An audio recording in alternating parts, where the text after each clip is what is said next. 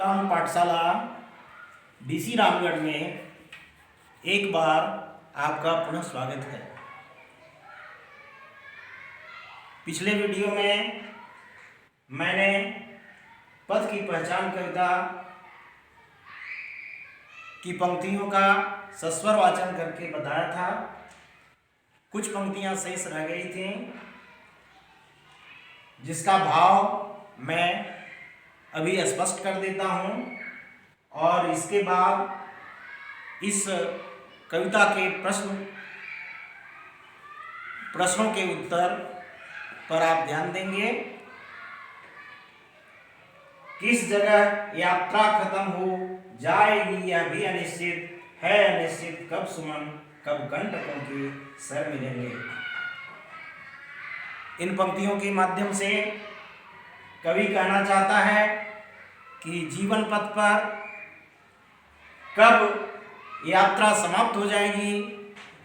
हमने जो सोच रखा है शायद मंजिल हम तय कर पाएं या न कर पाएं।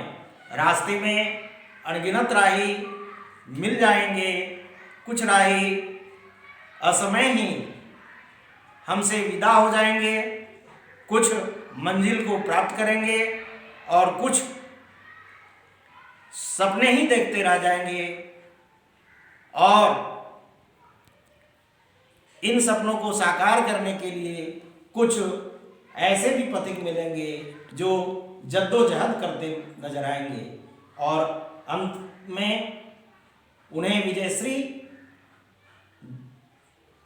विजयश्री प्राप्त होगी और वे मंजिल को प्राप्त कर लेंगे।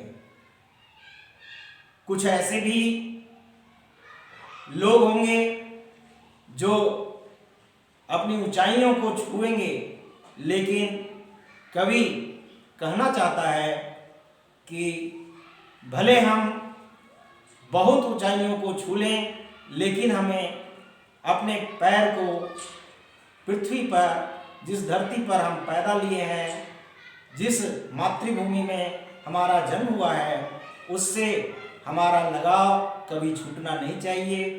हमें उससे कभी विमुख नहीं होना चाहिए। कहने का भाव यह कि जिस धरती पर हम पले बढ़े हैं उसका मान हमेशा करना चाहिए, चाहे हम कितनी ही बुलंदियों को क्यों न छू लें। अब इस कविता के कुछ प्रश्न हैं, उनके उत्तर आप देखना चाहेंगे। पहला प्रश्न है, पथ की पहचान कविता में कवि ने पथ पर चलने के पहले क्या करने को कहा है? तो इसका उत्तर होगा, पथ की पहचान कविता में कवि ने पथ पर चलने के पहले पथ की पहचान करने को कहा है। दूसरा प्रश्न है, पाठ के अनुसार अनगिनत राही इस पथ पर क्या छोड़ गए हैं? तो इसका उत्तर होगा, पाठ के अनुसार अनगिनत राही इस पथ पर अपने पैरों की निशानियां छोड़ गए हैं। तीसरा प्रश्न है, पथ की पहचान किस प्रकार की जा सकती है? इसका उत्तर होगा, पथ की पहचान वैसे पथिकों के पैरों की निशानियों से की जा सकती है जिनके पैरों की निशानियां आज भी अमिट हैं। कहने का भाव, वैसे महापुरुषों की स्मृतियां, पैरों की निशानियां जिस पर चलकर हमें सुख, शांति, सम्मान और प्रतिष्ठा प्राप्त हो सकती है। चौथा प्रश्न है, यात्रा को सरल बनाने के लिए कवि ने क्या सुझाव दिया है? तो यात्रा को सरल बनाने के लिए कवि ने सुझाव दिए हैं कि रास्ता अच्छा है या बुरा है, व्यर्थ इस पर माथापच्ची नहीं करना चाहिए, बल्कि हमें उसे अच्छा ही समझ करके आगे बढ़ जाना चाहिए। इस तरह यात्रा सरल हो जाएगी। पांचवा है, कविता के आधार पर बताइए कि यात्रा में कौन सी चीजें अनिश्चित हैं।